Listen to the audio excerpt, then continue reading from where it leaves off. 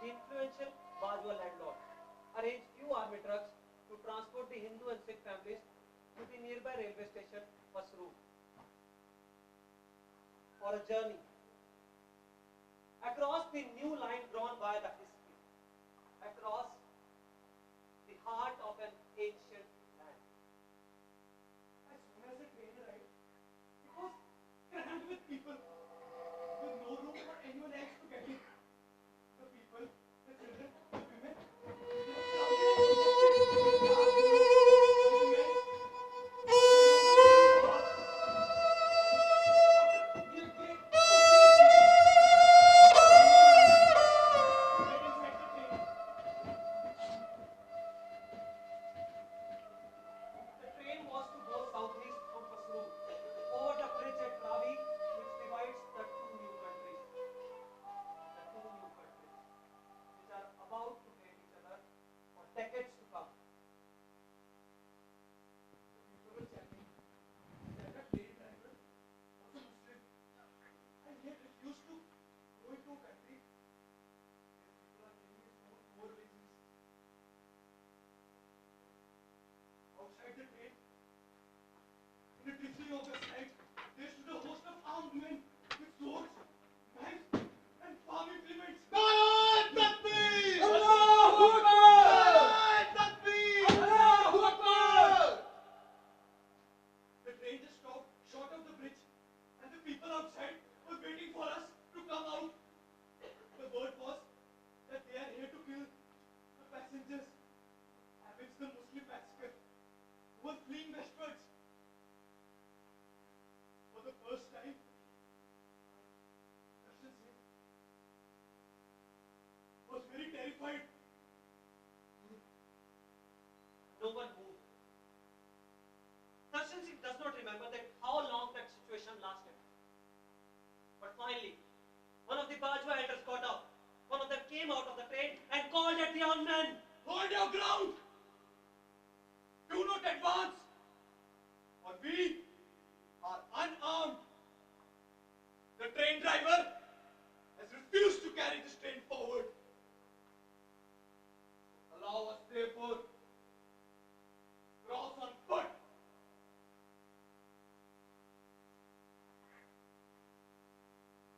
Do no mischief to any of us.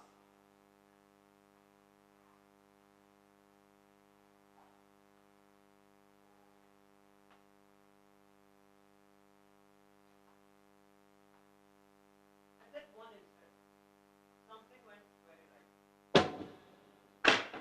Something inexplicably over took place.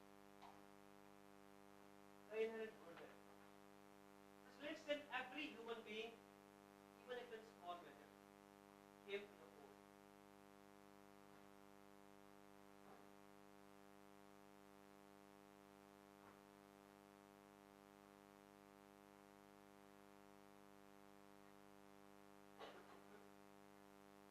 Who would have otherwise murdered us for the compensation of the Muslim brothers and sisters? Through their swords,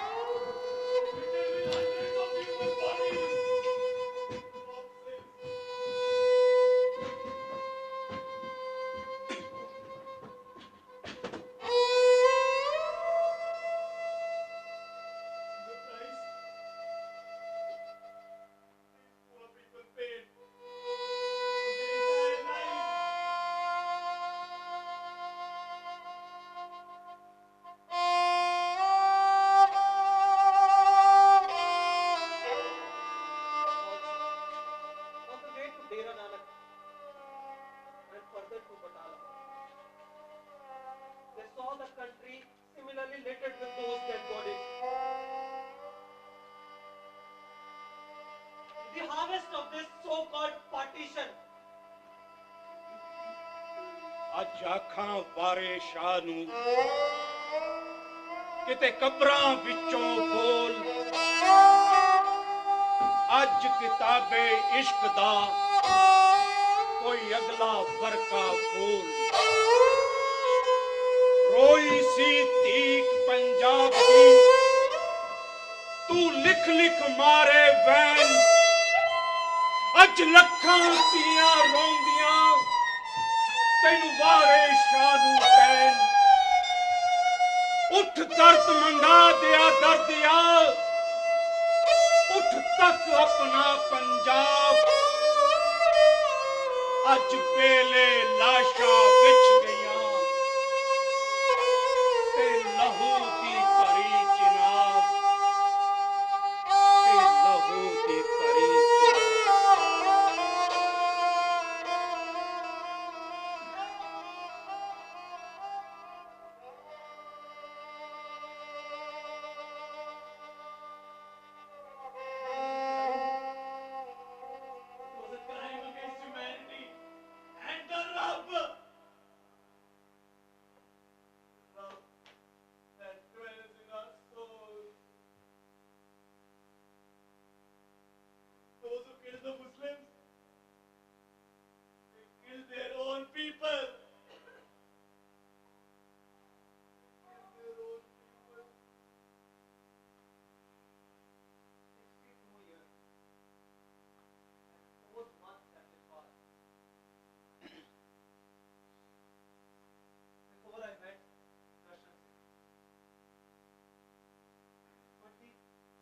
Journey of August 1947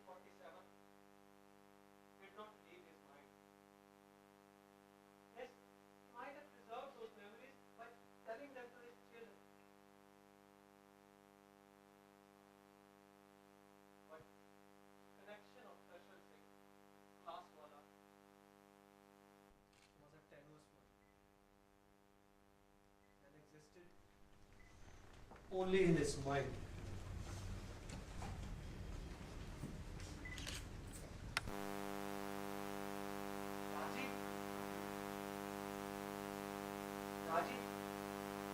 What else do you remember about Lahore?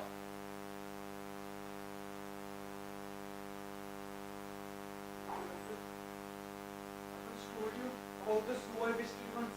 Yes, I know. Zoo in Lahore.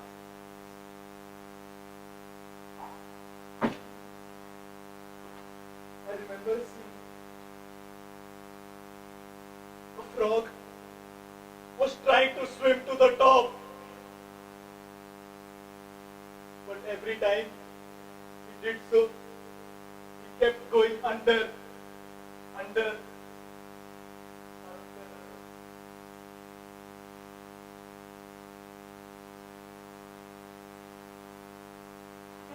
Hardly expect anything else from a 6 or 7-year-old. Darshan Singh, Just like the frog.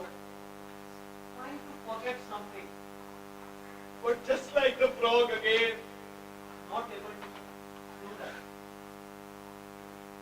something That has been the part of his childhood, his life his soul. and his love.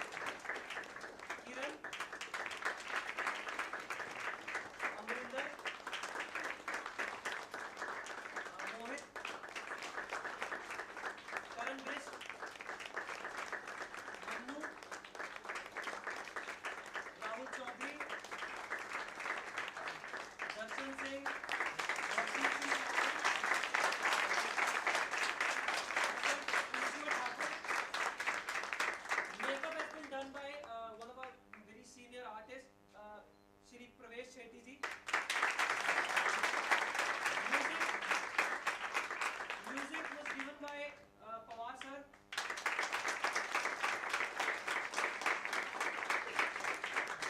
This production has been designed by Shri Sudesh Sharma, our director.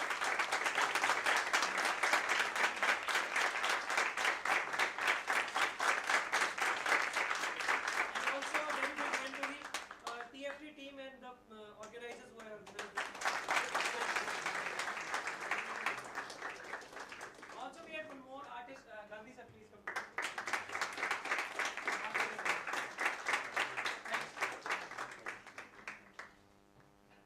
Vishwajyoti Ghosh. Mr. Ghosh is a graphic novelist. He has also written the critically acclaimed graphic novel Delhi Calm and the Times New Roman and Countrymen, which is a visual book of classified ads. His comics and cartoons are regularly published in India's leading newspapers and journals. He lives and works in New Delhi. We would request Mr. Giriraj Kiradoo and Mr. Vishwajyoti Ghosh to kindly come on the dais for their discussion on the book This Side, That Side, Restoring Partition. Just saw, it's by Pakistani author called Salman Rashid. And Salman Rashid is a very famous travel writer in Pakistan, and probably no one really knows Pakistan geography more than he does. Been to the K2 twice, speaks everything about Pakistan in terms of landscape and literature. So I think he's a fascinating guy to deal with. This was not the story he was initially planning to talk about. He actually had come to Amritsar to meet the family that killed his grandfather. And when he came and he met the grandson of the person who had done the act, and it was a true story of remorse, how the grandfather had a story that he was actually working on, but then I guess he's working on a long form on that, so probably that's why he couldn't give us that story. So he said, I have another story, and he was so excited about the project that he called up from Lahore. And while he was telling me the story, he broke down.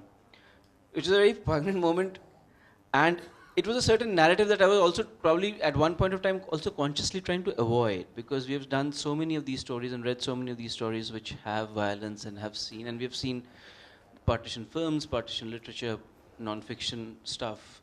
So, but for me, it was still a story that ended happily, or a little bit of victory in Darshan Singh, because for him the moment was not the fact that he had survived and told the story, but the fact that he was telling the story to a Pakistani was more important to him, because he always felt that the next generation or his family could never get what he's saying.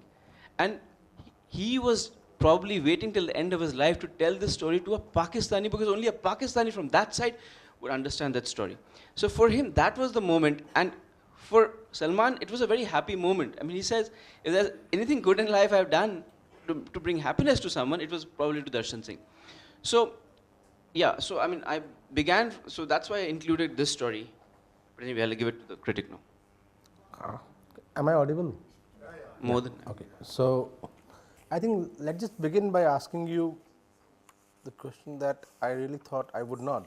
You first wrote a book on emergency, and then you have come up with a book on partition. And you said that you wanted to write a book on your own about partition, that you couldn't, and then you ended up doing a book with 46 other people actually. So why grand narratives like emergency, big events like emergency, partition? Why not smaller stories, smaller events? Yeah, I mean, I don't really seek out going looking for historical templates to work with. But what happened was that I was planning to do a book on partition in terms of the family narrative that one has grown up with. But it's just that one works on it, and if one is living in Delhi, so many partition stories that you've grown up with, that you just find your own voice so feeble and so small and so incomplete. So, and that really just put the project on a stall for a while. And it was a part of a narrative, but it was still not, it was not looking for a grand narrative. It was just looking for a micro history kind of thing. The emergency book was actually quite unrelated. I was assisting a friend for his diploma film while he was working on that, on a film on emergency. And while he was working on that film, I realized how many things are left unsaid and how many things that can be explored visually. For me, that visual kick was the reason for me to explore emergency.